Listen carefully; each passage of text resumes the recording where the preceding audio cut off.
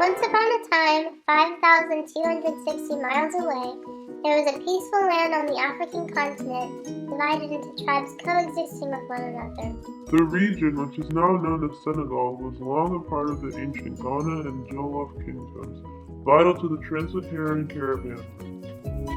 And then came the Europeans. The English, the Portuguese, the Dutch, and finally the French came and conquered the people of this land, for a period selling the population into the transatlantic slave trade. Though partly due to French colonization and other factors, Senegal developed into a culture-rich country with much to offer to the world. Modern Senegal is located in Western Africa and it borders the North Atlantic Ocean. It is comparable to the size of South Dakota, only slightly smaller. Its border countries are Gambia, Guinea, Guinea-Bissau, Mali, and Mauritania. It has a tropical climate with rainy seasons from May to November and a dry season from December to April. The terrain is generally low rolling plains, rising to foothills in the southeast. The flag of Senegal has three main colors on it: green, yellow, and red. The green symbolizes Islam, progress, and hope. The yellow symbolizes natural wealth and progress. The red symbolizes sacrifice and determination, and the star denotes unity and hope. The national symbol is the lion and the colors previously stated. Each of these comes from the history of Senegal and the struggles that they have faced in the past. As for clothing, taking pride in one's appearance is of the utmost importance to the people of Senegal. Both men and women sport the long and flowing robes called boubou. These robes can be used for weddings or traditional ceremonies and parties. However, some more traditional Senegalese people tend to wear them on the everyday. The fabrics are colorful and patterned. However, there is a large Western influence to dress like Americans do, but like I said, mostly traditional people encourage people to continue wearing the boubou.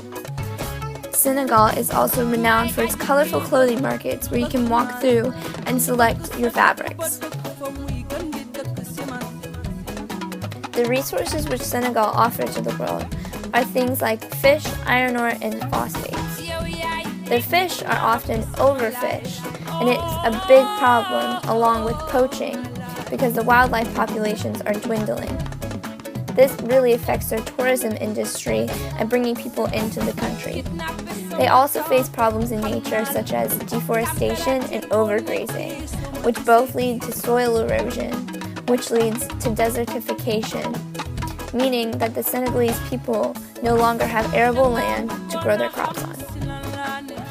Senegal's government is called the Republic of Senegal.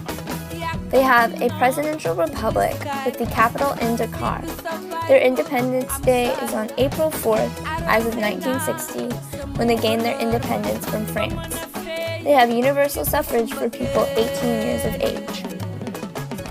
After their independence was gained, the first president of Senegal was elected.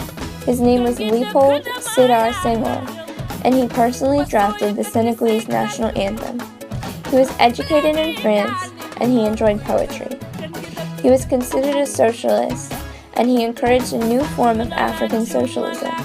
But yet, he did not condemn Western society, like many of those who supported anti-Western ideology post-colonial Africa.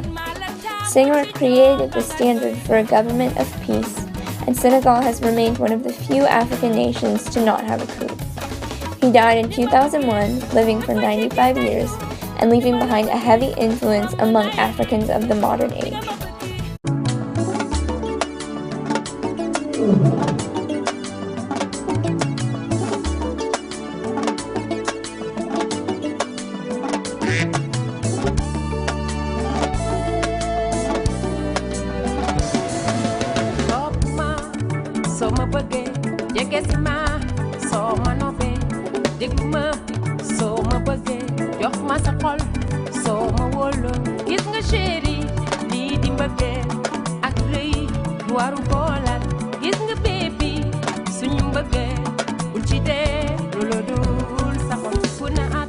dañu xamante booba ba tey lu ne muñ naa ko fu ne at ba ñu bëggante bés bu ne ma di gëna na yow baby suñu mbëggee bul ci dee loolu dul sa xol yow chéri jox ma sa xol waat naa ni duma ko xajamal baby. An interesting fact about the Senegalese government is comprised of a famous pop star known as Youssou N'Dour. As a 12-year-old from Dakar, the country's capital, he began to perform and soon enough was performing regularly with the Star Band, Dakar's most popular group of the time. By 1995, he opened his own record label. As one of the most celebrated African musicians in history worldwide, he dedicates his time to being a singer, percussionist, songwriter, composer, occasional actor, businessman, philanthropist, and even Rolling Stone's most famous singer alive. He connects to the government because of his choice in 2012 to run for president of Senegal against Abdoulaye Wade. However, he was disqualified from running in the election over the legitimacy of the signatures he collected to endorse his campaign. Here's a taste of some of his wildly popular songs.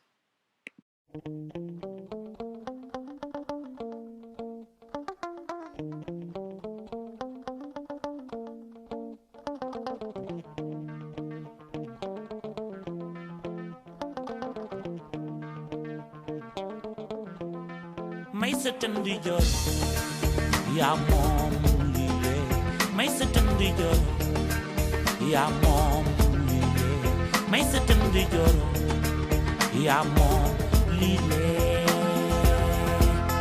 ni woy birma fu mu yendu ma yendu fa yendo nane woy birma fu mu yendu ma yendu fa yendo